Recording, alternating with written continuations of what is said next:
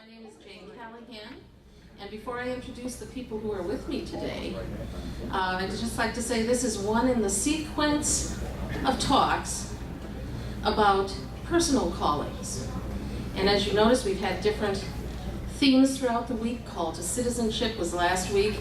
This week is Call to Family. And what we're going to focus on today is the call to parenting.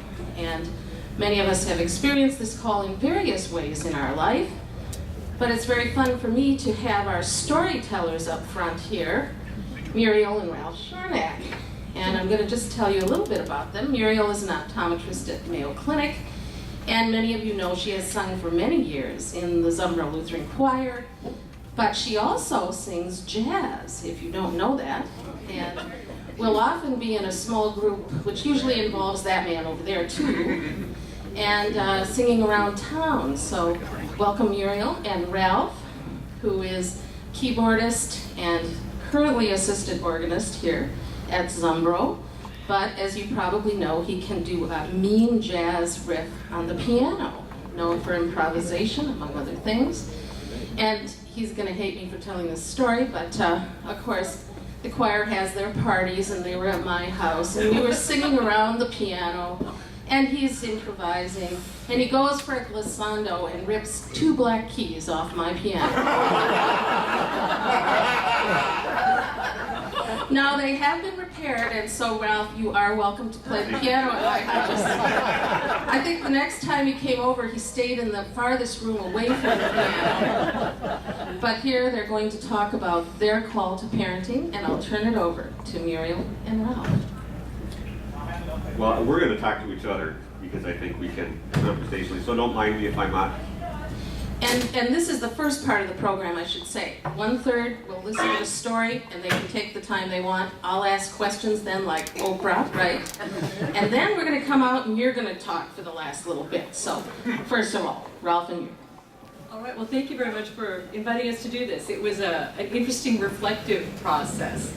And as we were talking about how we became the family that we are, we really realized that we had to go back to my mother, because my mother actually set us up on our first blind date.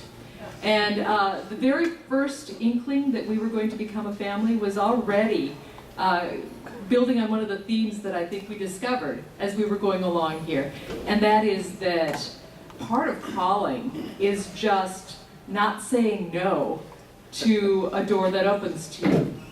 So I got a call one August evening in Jamestown, North Dakota, and there was a very nervous sounding young man on the other line who spoke so fast that I thought all one word was, "Hi, I'm Muriel Schornack, and I live in Grand Forks, North Dakota, and I work at Scott's Piano and Sound, and my mom thinks, or your mom thinks that we should probably go out, so when do you want to go out with me?" After such an awkward opening, she actually even said yes, so when you know it's supposed to be, you can't do any wrong. And it wasn't very long that we both realized that although we had claimed that we would never go on a blind date again, both of us said this was a bad idea, that this was one blind date that we were very happy that never do it again. And yeah, it wasn't long before Ralph was planning engagement rings, and we were married 1 year to the date beyond after that first date. So what happens next? Let's see. We discovered what? We both hated our jobs. Badly. Badly. In order to get married, we had to Sell our pianos. sell both pianos and move to Chicago. And in Chicago, rent is a lot higher than it is in North Dakota. 2.5 times. Yeah. So we were both musicians. I was actually teaching piano at the time, and Ralph A was... bookkeeper, office manager at a music store. Yeah. $8. Yeah. So in order to fund this move, we sold our pianos, we moved to Chicago, and started to work very hard. 2 months into it, we were broke. Yeah, pretty much. We'd spent all the money that we sold our pianos for, and so it was time to get another job. And we landed, thankfully, at a Lutheran church in Lincolnshire. And because my background is actually Catholic, this congregation happened to be 50% Lutheran and Catholic, which was a great fit for us. And it was just a natural fit for us as part of the Catholic. Yeah, and Ralph actually played the organ there for a number of years. Can you take turns with the microphone? Oh, sure, absolutely. Fine. Just bend it in. How's that? Better. Better? We can share too. How's that? Better? Better. Better? Yeah. Yes? Everybody can hear in It's back? better when if you could speak into the other one. Yeah, we'll train. Here. Okay, you probably hit that.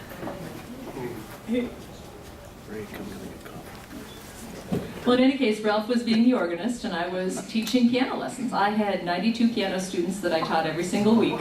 I started at 2 in the afternoon, ended at about 9:30 at night, and we realized pretty quickly that this was not sustainable. So, I'm going to let you tell the next part of the story while I get this out. What's the next part of the story? Well, you were there. Part of it is listening and being a family, knowing what to say. We, like I said, had a very good fit. Is this on? Yeah, I think it's on. How's that? Yeah. Can you hear me? Oh, yeah, because I'm loud. That's why I brought her on. She's a great speaker. Got to the point where we realized that one of us needed to do something different, because teaching piano and selling pianos and being a church organist wasn't going to fund food, clothing, and shelter. And we were working every single day of the week, Sunday afternoons included, until 4. Yeah, so we decided that one of us had to go back to school. Now, I loved school. I don't like school. Yeah. I said, you go first. So you get me into a school building and my brain explodes. I absolutely adore the environment. And I turn green and throw up. So, you know, thinking about just being open to the doors that open, and knowing what you're good at, recognizing your gifts, and then I was lucky enough to find somebody whose gifts complemented mine so well. Ralph very kindly sent me back to school, which I absolutely loved, and he held down the fort and sold cars. Out of jobs, actually making money at selling cars, believe it or not. And instead of pianos, because everybody needs a car. So got through with all of my prerequisite work, and then went on to optometry school, which I started at the tender age of 32. Optometry school was challenging. I lived in South Chicago during the week, commuted home on weekends. Ralph held down the fort at home. I was only teaching 12 hours a week when I was in school, as opposed to, you know, teaching 92 students a week. So it was a challenge. But started thinking about that time, gosh, if we're going to have kids, we maybe better get on this. But optometry school was hard, and I couldn't imagine being pregnant in optometry school. Couldn't imagine being pregnant during my residency. Now, to take us back one step further, you know, I said my mom was responsible for the way that our family has turned out. I have a brother who's adopted. The brother beneath me was adopted as an infant. And so adoption to me was not a strange thought at all. It was completely natural and normal that that would be one way that you could think of building your family. I had never even imagined adoption. At that point, no one had been adopted in our family. And I honestly had to think about this when the idea was introduced. And it took a bit of time, honestly, on my part, to digest and to get used to this idea. Because I was always of the mindset, if they're not of your bloodline, well, how can you accept them? You know, but anyway. It's amazing how that changes really quickly. So I was working my way through optometry school and residency and my 30s. And by the time I graduated, I was considered advanced maternal age. I have a family history of some challenging pregnancies. And if you've ever been through adoption counseling, they always talk about the grief that goes with the fact that you were unable to biologically produce a child. You know, to be frank, we did not exhaust all options. We skipped to plan C. We skipped to plan C pretty quickly. Then the question was, well, if you're going to adopt a child, where is this child going to come from? What's the agency that you're going to use? Are you going to focus on domestic adoption, international adoption? And again, you know, perhaps this was terrifically practical of us rather than being led in any particular direction, although we'll talk about a red thread theme in just a bit. It's a Chinese idea that purports that everybody who is supposed to be connected to you is connected to you by a red thread, and it's just fate, and it becomes inevitable that they become a part of your life. But right about the time that we were thinking of adopting, there was a very widely publicized case in Illinois of a young boy who had been adopted as an infant, whose biological father came back 5 years later and took him out of the home that he had been adopted into. And frankly, we thought that our emotional states couldn't possibly bear that kind of a blow. And so we started looking at international adoptions. Now at the time, adoption from China was very predictable. And if any of you know me at all, I'm a planner. I like to be able to plan my life 5, 6, 7, 10, 15 years out. As a matter of fact, I know that my retirement date from Mayo is 13 years, 6 months, and 24 days from now. Well, we're very low-risk people. You know, of all of the adoption programs, I think the people that we went through for our Children's Home Society as well as Family Network had relatively good networking systems. So there was connections already, the red thread connecting us to China. And I had some time to think about that. And the thing about China is that the children are abandoned at birth and set in a place to be found safely by a family planning institution, police station, or wherever, and then placed safely, hopefully, in an orphanage until they can be further adopted. But it does take a lot of time for all of this process, probably over a year at the minimum at the time we were adopting, to go through the whole process. But in a sense, I guess that was a low risk for us, that the parents would not be possible. I mean, you couldn't be traced, basically. They have to be abandoned, the parents have to give them up. There's a papers of abandonment that they're basically forever, their ties to their birth parents are gone. Yeah, and thinking back on that now, one of the saddest sentences I've ever read, and I perhaps shouldn't be sharing this because it's Anna's private information, but one of the saddest sentences that I've read was a sentence that stated that this baby was found on the steps of a family planning institute. So the mom had made a plan, or the parents had made a plan for her to be found. But we talked a little bit earlier about grief in adoption. And that's a very sad sentence, that there was a baby that was found. The good news is that that red thread was connecting us. And right about the time that we were sending in a huge packet of documents that had been, it had been notarized. The notarization had been certified. The certification had been authenticated, and then all of the documents had been translated. And this is the reason we actually adopted right here, because there's no way I could have got that. All the paperwork was like over stimulus for me. It was like, I just couldn't deal with it. So thank goodness she was able to get through all the paperwork. Yeah, so we sent in our paperwork, and in the process moved to Rochester.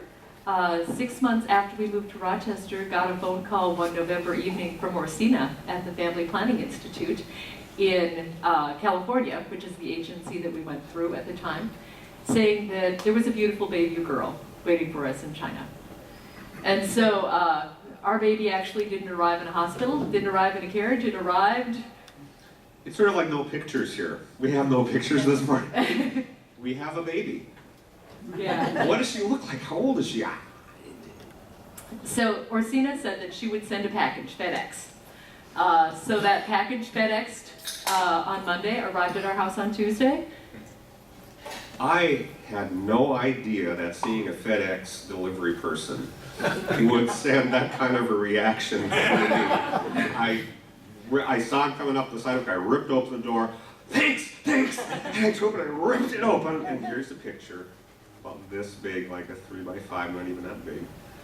And here's a little crop-topped, tiny, little scared-looking picture taken at 9 months. And I have to show Muriel. And I jumped in the car and went over to the clinic, and I didn't, you know, back then we didn't have iPhones and all that.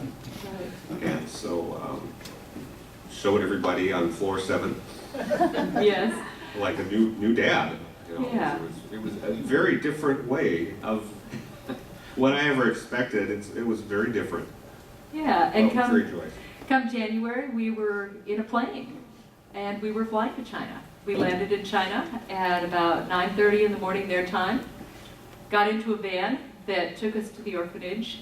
We sat in the reception room in the orphanage for about, 10, 15 minutes with very excited people around us speaking Chinese, and then someone brought in the most beautiful baby I've ever seen. She had just woken up from a nap. She was dressed in, 6, 7, 8 layers of clothing. She looked sleepy. And when they handed this child to me, one of the things that was most astonishing was the fact that the minute this child landed in my arms, I would have moved heaven and earth to make sure that nothing bad ever happened to this baby. It was immediate, it was astonishing, and it was so powerful that I still can hardly describe it. I can imagine that somebody giving birth would have the same sensation, but the fact that we had just traveled for, 20 hours or so, and now this child was a gift to us. And this red thread that had been connecting us through all these years had finally brought us together. I still kind of get a little teary when I think about it. I have to back up just a little bit about when we left, because Muriel didn't have any time worked for vacation time, so we left after work on a Friday, got on the plane, went to LA, which was what, 1 or 2 in the morning, then got on the 14-hour flight over to China through the evening, into the next day, got off that plane 6:30 in the morning, showered, and then got in that van. And by the time, I think it was a 4-hour drive there, after that, I don't know how many hours is that we've been awake, but I hate to be a cray-paper, but I was such in shock. I didn't know how to react when they brought Anna down, and I was just so exhausted and so in disbelief. It took me a while, quite honestly, to get used to the idea this is my daughter. And 3 months later, she was actually 13 months old, as opposed to the 9-month-old picture. And her hair had grown out, and I'm thinking, you have the right kid? Bring the right one down for us? Is that her, really? And, but as time went on, you start to care, changing their diapers, trying to feed them, they're bound, and they've grown in your heart, and they're yours, no matter if they're Asian or any other color. I was really surprised that people would say, or the word adoption used to come up. What would they say? Oh, the first time we brought Anna to church here, as a matter of fact.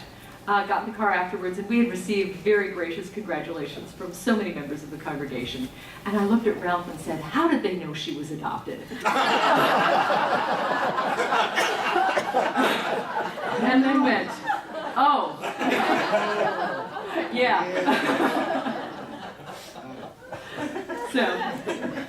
And then it became very obvious shortly thereafter that Anna needed a sister.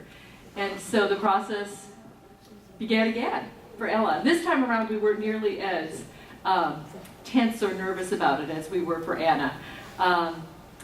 The thing that made me probably tensest was the fact that we knew what to expect, and we knew that we were going to be taking a child out of an environment that they'd known for a year, the only environment in which they could have felt safe. And we were going to plop them down into something that didn't look the same, smell the same, taste the same, feel the same, or sound the same. Potato face. Potato-faced people, yes.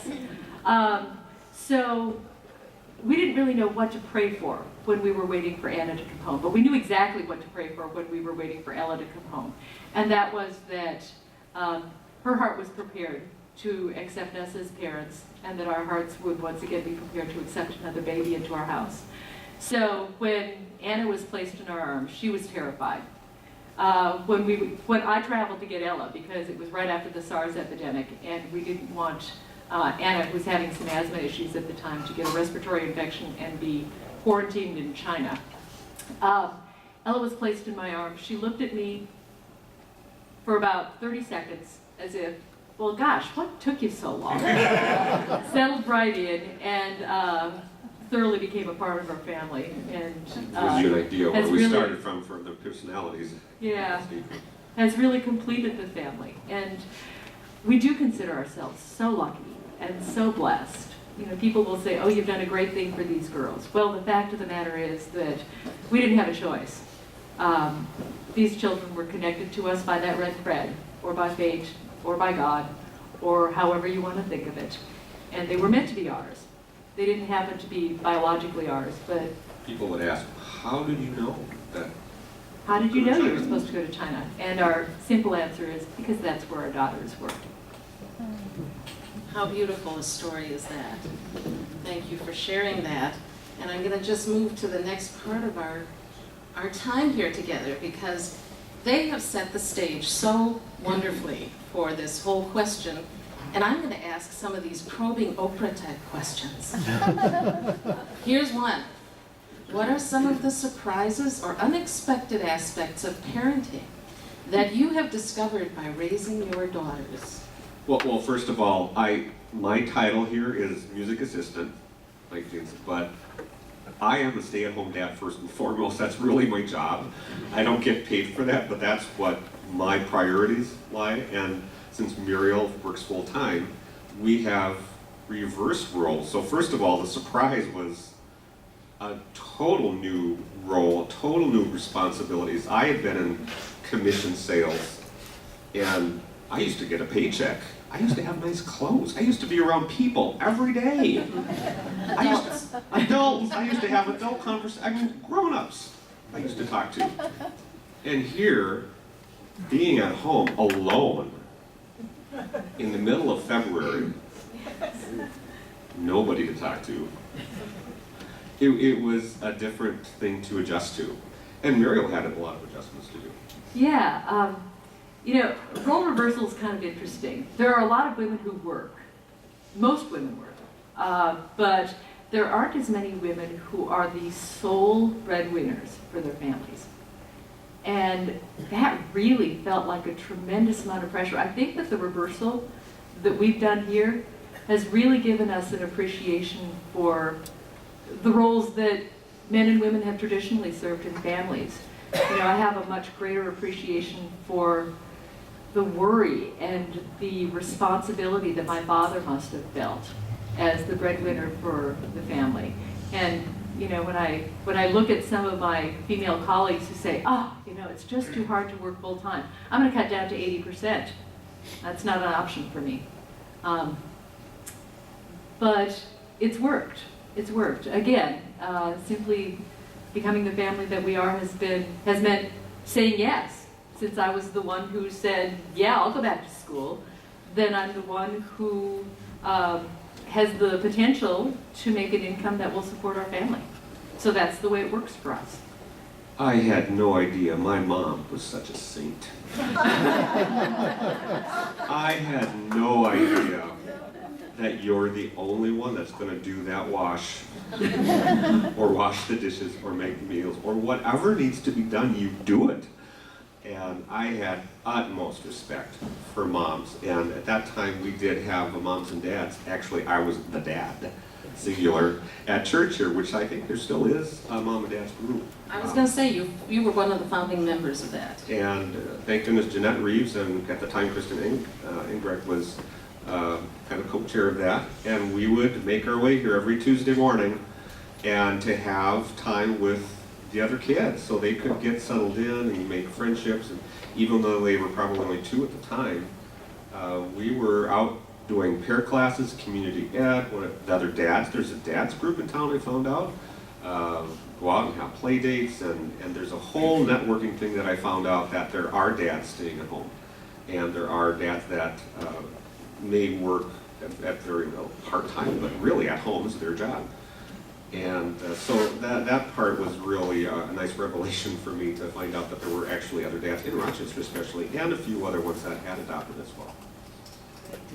Okay, second question. What, if anything, have you chosen to do differently than your parents did in raising you? Yeah, this is generational, I think. And I think both of us grew up in a house where there were a lot of rules and not necessarily a lot of grace. The old saying, children are to be seen and not heard, that isn't quite the way we wanted it to be. We wanted our kids to think independently. We wanted our kids to, make the mistakes now so that they didn't have to make bigger or more costly mistakes later. And this is still obviously a work in progress, because our daughters are freshmen in high school and 6th graders. So get back to us in 10 years and they'll tell you how it works. But we wanted our house to be a house in which there was such a lot of unconditional love that that's what they take with them more than anything else. So they can ask why, which is a question I was never allowed to ask. And I think my parents grew up in a time of the Depression where I was the youngest in the family. So my parents were in their late 40s, actually, middle and late 40s when I was born. You never asked why. You were never allowed, because you were questioning authority. And the ability and the freedom to be unconditionally loved in a situation where you could actually challenge that, or challenge your faith, or challenge that thought process, was really important to me as I got older. Good. Number 3, has there been a time when you have had to negotiate a policy change with your children on some aspect of your parenting ideas? This, of course, does not come from my experiences. Which 5 minutes are we talking about? Yeah, that would be every minute, Jane. Anything major come to mind? Well, just kind of a brief description of my first realization that what I thought was a good parent might not have been ideal. We were doing kindergarten. We're trying to decide where to put Anna in kindergarten, because you make decisions for these kids, and they don't come with instruction manuals. That's one of those terrifying things about being a parent. What if I make a wrong decision? So we, of course, being the completely over-involved parents that we are, wanted to visit every kindergarten in town, and Ralph actually took a welcome to kindergarten class. I had an inside track with the peer classes. We had tours with all the kindergarten classes and find out who the teachers are and who's going there and what do they teach and what's their philosophy. So my first thought was, well, gosh, you want a school that does core curriculum, and you get those kids in there and you teach them what they need to know about life. Well, when we went into the core curriculum school after having had a child, it was like, oh my gosh, I can't put my kid in here. We walked into Lincoln, which before we had kids would have been, oh, this is way too. Before we had kids, though, we were perfect parents. Yeah, there is that.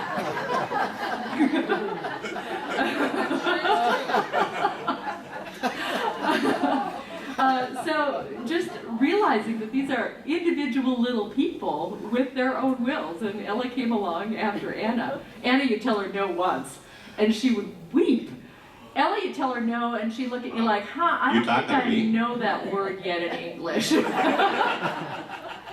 So, yeah, I've realized that, things that I may want for them are not necessarily things that they want for themselves. The question of biological versus nurture comes up quite often. Is this because they got different birth parents, who were they? No, actually what happened was the red thread connected those to the right people. Within 10 minutes of holding Anna, I was actually completely astonished that someone in China managed to produce my biological daughter. And same thing happened with Ralph and Ella. I have no idea how, but someone in China produced his biological daughter. She even has an underbite. I can't believe it. So what happened with kindergarten? You sort of just jumped over the end there. We're on the edge of our seat. On the edge of our seats. We had to put the kids where the kids would be happy and where they could learn. So they're at Lincoln. And a multiple intelligences is what Lincoln teaches. So it really goes to what the child's learning tendency is. Hands-on kinetic learning, book learning, it approaches all of the different areas of intelligences and as well as tolerance, which was important to us. Which was very important to us. We are a family that looks a little unusual. We have So to keep reminding ourselves. we forget, We forget. but people who see us, Isn't that amazing? So that became a good fit for you. wonderful fit. Anna went through Lincoln K through 8, and Ella is currently in 6th grade there. Great, wonderful. Okay, how has being a member of Zumbro helped you in your efforts to be a good parent? I should say, if at all. Huh? Not just Zumbro, but faith communities have helped us tremendously. When we were in Illinois at Holy Spirit Lutheran Church, it's a special place, and it's where we learned how to worship together. It's where we first got a glimpse of families as we were thinking of starting a family. And we saw people there who had kids who were growing into people of faith, were compassionate, were finding God's way for them. And we were able to use personal relationships with those people to pick brains. How did you do role this? models as well. Very many people. I would love to have that model as our family. Yeah, and the same thing continued when we arrived here. We just brought Anna home, and we see families here that we would like to emulate. Families with kids who may be grown by now, but who have relationships with grown children that are similar to the relationships that I would like with my children It gives us hope. when they're grown. So I think it's the personal relationships and the role models and the love and the support. Baptism is huge. We had been searching for a church home by the time that Anna came home and had not yet found Zumbro, or were in the process of just finding Zumbro when she arrived. And so we actually brought her back to Holy Spirit and had her baptized there because we hadn't found that community that we were looking for here yet. And that congregation still loves her and still supports her and is still a very important part of her life. The congregation here at Zumbro participated in Ella's baptism and allowed us to incorporate into her baptism service a chaplain at Mayo who also adopted a daughter from China. So baptism has made these children part of not just our family, but part of the church family as well. As well as the community promise of baptism to help raise the child You're, like Christ. you've promised this right along with us. So, and we do not take that promise lightly. And that leads to number 5. How has being a member of Zumbro influenced your family life? Well, our life for a number of years, a little less so now, but centered around the church. Ralph was here on Tuesday mornings, we were here on Wednesday nights, we were here on Sunday mornings. As people who participated in the choir, the kids have just come along with us. They've gotten to know friends here. Being a part of the community of Christ for the kids as well, because they're learning how to interact and what Christ means to us as a church. And coming to us with worship and going to the children's worship as well. So on all levels they could see. And me growing up Catholic, I didn't know anything, how to find anything in the Bible. I'd hear it every Sunday, but learning how to find things in the Bible was really important for them too. So Bible study was great. That's for them too. Great. This is such a wonderful, wonderful conversation. And I have a few minutes before, I'm going to make you guys work out here in the audience. So does anyone, before we read this aloud, because we're going to read a little Bible verse, I picked the prodigal son. Hey, I know a famous parenting story when I hear it. But does anyone have questions as we pass this out? Questions for Muriel and Ralph? Yes, let me come to you. I know that your girls are musical. Was that a surprise, or did you just foster that and it happened? Were there any other traits that they have that surprised you? You know, they're not as musical Are they as I think. We tried teaching piano. I have a master's degree in piano pedagogy. So Parents should never teach their kids. Parents should never teach their kids. So we completely turned them off on the piano. They both sing in honors choir. Music is an important part of our lives, so I think it's a part of their lives too, just because, as I sometimes tell Ella, that if you want to sleep in our house, you have to do something musical. But I don't know that they have a passion for it. One of the things that I think is really fun about being a parent, and terrifying at the same time, is the fact that they have to find their own way.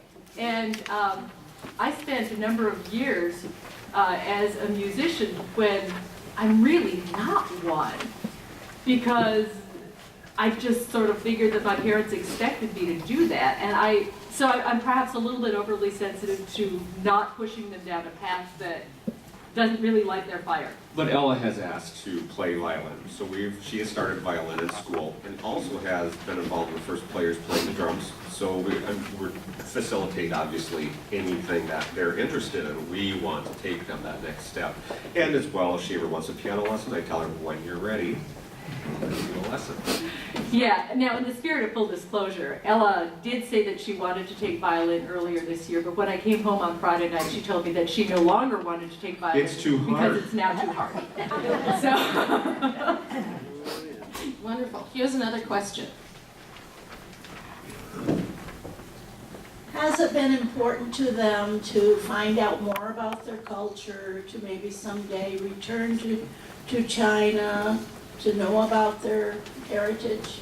Yeah, we were for a number of years part of a group of families with children, not just from China, but from Asia, here in Rochester. And so we would get together for Chinese New Year. We would Host New Year's Eve parties with this particular group. The girls have both been to Concordia Language Village Chinese camp. It's an interesting thing. They know, of course, that they were adopted. It's kind of hard to hide it. And, you know, given that fact, you know, unlike when my parents adopted my brother, there was a question of whether or not you should tell a child that this is how they joined the family. That in the adoption community has certainly gone by the wayside. Of course you tell them, it's part of their history. And they know that the door for conversation is always open. It comes and goes. They don't seem to be terrifically interested in being Chinese. They're very interested in being American children, but they know that if the time comes that it's important for them to find this out, that we will do everything in our power to make sure that it happens. So the conversation is always open. We try to leave it at a point where they can come to us and ask questions and find out more when they're ready to do that. And sometimes we'll probe or push a little bit. And sometimes when we probe or push, we get some interesting answers. Anna is now old enough to start becoming more reflective on this, and I've been astonished and amazed and touched at some of her insights. Wonderful. And there's another question. I'll take Pat's question, and then someone decide that you want to read the story of the prodigal son, and I'll give you the microphone. This isn't really a question, but it's just a comment that I volunteer at Lincoln School, and I've had both of these girls in first grade, and they're wonderful. We're lucky. We are very lucky parents. So it's nice to hear an outsider's perspective.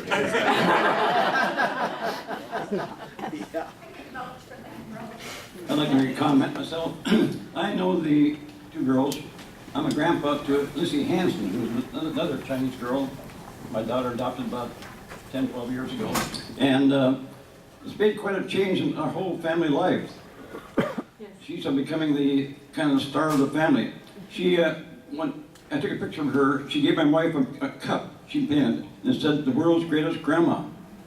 And I'm the greatest grandpa, I'm finding out too. So it's been quite a change. Yes. Our girl that we have, Lizzie, is quite an athlete. She's quite the volleyball player, and softball player, and everything else, but still a great girl. Yes. So it's quite an experience. It changed our whole life now in the last 10, 12 years. Isn't it amazing? It certainly does. More of everything. More of everything. Thank you. Okay, now let's look at this incredible biblical story about a real parental challenge. Who's going to be my reader? Be brave. Be brave. No, thanks, Cheryl. Stop where you are. Okay. Then, is this good enough? Yes. Then Jesus said, "There was a man who had 2 sons. The younger of them said to his father, 'Father, give me the share of the property that will belong to me.' So he divided his property between them. A few days later, the younger son gathered all he had and traveled to a distant country. And there he squandered his property in dissolute living. When he had spent everything, a severe famine took place throughout that country, and he began to be in need. So he went and hired himself out to one of the citizens of that country, who sent him to his fields to feed the pigs. He would gladly have filled himself with the pods that the pigs were eating, and no one gave him anything. But when he came to himself, he said, 'How many of my father's hired hands have bread enough and to spare, but here I am dying of hunger. I will get up and go to my father, and I will say to him, Father, I have sinned against heaven and before you. I am no longer worthy to be called your son. Treat me like one of your hired hands.' So he set off and went to his father. But while he was still far off, his father saw him and was filled with compassion.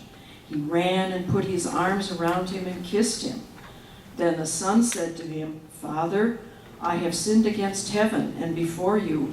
I am no longer worthy to be called your son.' But the father said to his slaves, 'Quickly bring out a robe, the best one, and put it on him.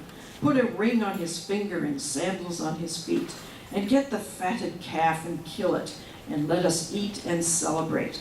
For this son of mine was dead and is alive again. He was lost and is found.' And they began to celebrate." Okay, that's a good one. Yes. Is there more? I'm not reading along with you. Who wants to pick up the thread? Verse 25. Verse 25, Jim Martinson. How did Phil Donahue get it brown so fast? Now his elder son was in the field, and when he came and approached the house, he heard music and dancing. He called one of the slaves and asked what was going on. He replied, "Your brother has come, and your father has killed the fatted calf, because he has got him back safe and sound." Then he became angry and refused to go in. His father came out and began to plead with him. But he answered this, "Father, for all these years I have been working like a slave for you, and I have never disobeyed your command.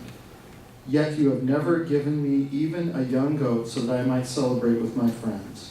But when this son of yours comes back, who has devoured your property with prostitutes, you killed the fatted calf for him."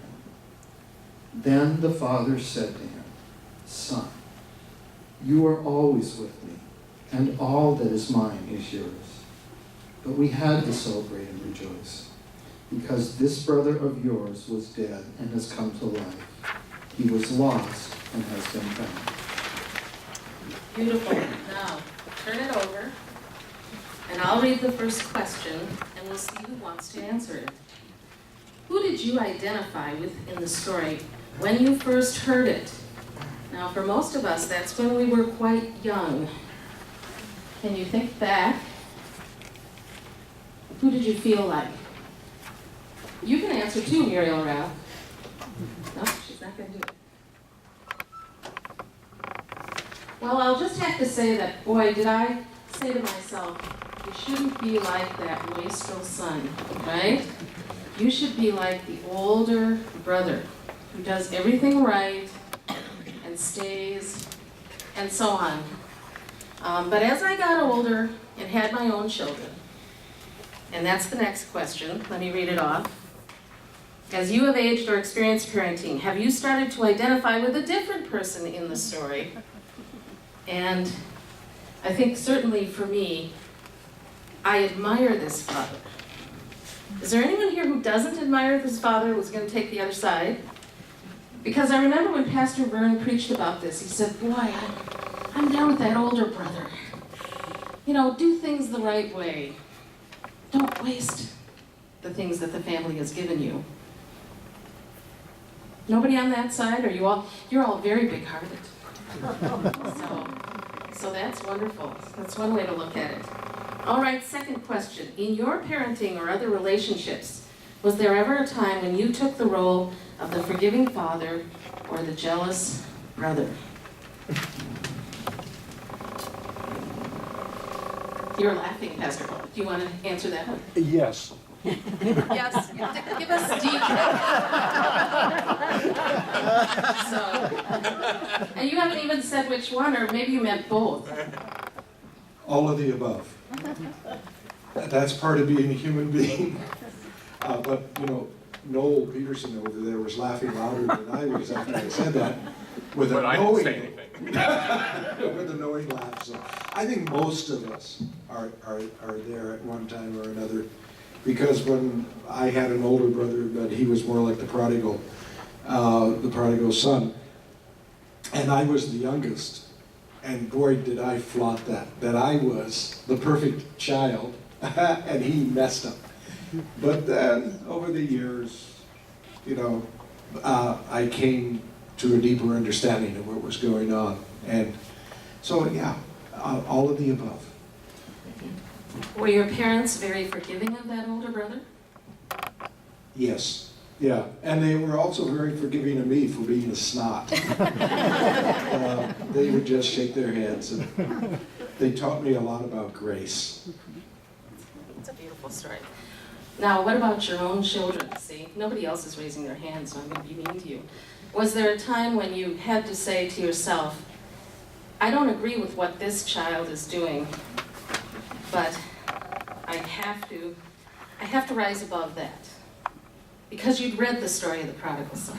Was there ever a moment like that? I even preached about it. He wants you to answer the question. I think it's better you answer it. I hope so. And I think for both Evie and me, that as with all other parents, you hope you have made right decisions. I think we're more aware of some of the stupid things we've decided and actions we committed, and I think in that process, as our sons have grown older, the greatest compliment to me personally, and I think to both of us actually, is that they have stayed very close and actually are willing to be seen in public with us and introduce us to their friends and allow us to be part of their life. And so you kind of get a feeling maybe you didn't screw up completely. So sometimes we need forgiveness from our own children, is what you're saying. And here we have another comment. I just want to add something because I had a child who, I was a single parent with 3 children, and one of my children really went way off the deep end. Diagnosed conduct disorder, terrible, terrible, difficult teenage life. And I just wanted to tell you that because that same boy today I couldn't be more proud of. He's graduated from college, he's got his going on to get his master's degree, he has a beautiful wife now and a new baby, and all you can do is love them and let time heal. And the follow-up questions here really relate to that. Did the scripture help you navigate that time, and has anyone ever felt like the prodigal? And you would say that your son did feel like the prodigal for a period of time. Oh, absolutely, he was troubled. He was very troubled, but he was loved. Wonderful. Any other comments? I can tell this is a pretty personal matter.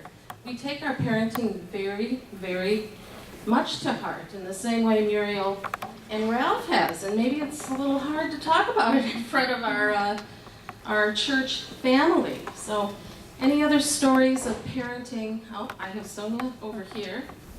I'm going to do my fast fill walk, if I can. Thank you for sharing, Sonia.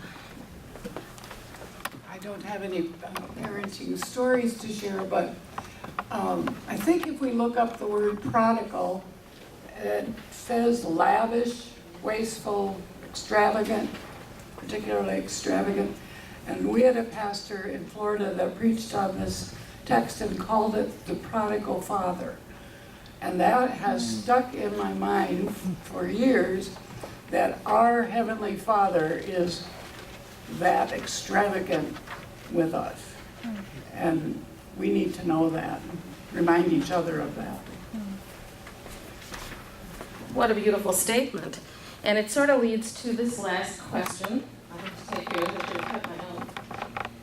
Is it fair to say that this parable can be seen as a metaphor for God's relationship with his people? And you've already sounded a bit of that theme. Anyone care to comment? Most parables seem to come back to this universal theme that even though they're talking about human relationships, there is buried in that text the relationship of God with his people as well. Looking for Harlan.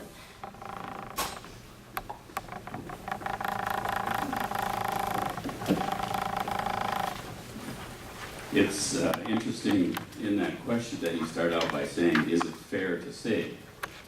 And that's what my growth with this parable has been about, what's right and fair and just when I was a younger person. Now, trying to understand the whole grace in the whole story, which is sometimes just as difficult to understand. But I think it's more than fair. I years ago read a book called The Waiting Father, and it's just excellent. I'd recommend this for any parent. Describing this parable, the father waits. He doesn't give up waiting. He doesn't give up. It's a beautiful, well-written book, and I think the author, because it's been so many years, was Dietrich Bonhoeffer, a German theologian during the time of the Second World War in Hitler's regime. More comments? Yes, Anne. I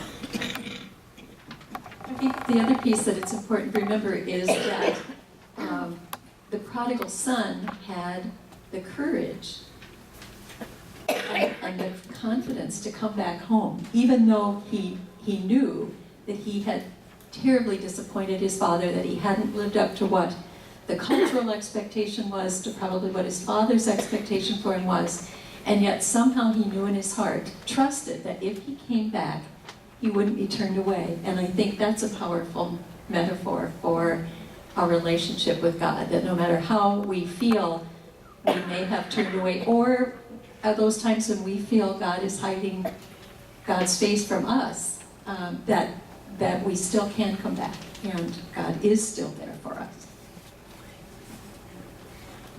Beautiful, beautiful. Are there any more hands? Yes. Say it again. Goes back to loving. Oh, no, wait for the microphone.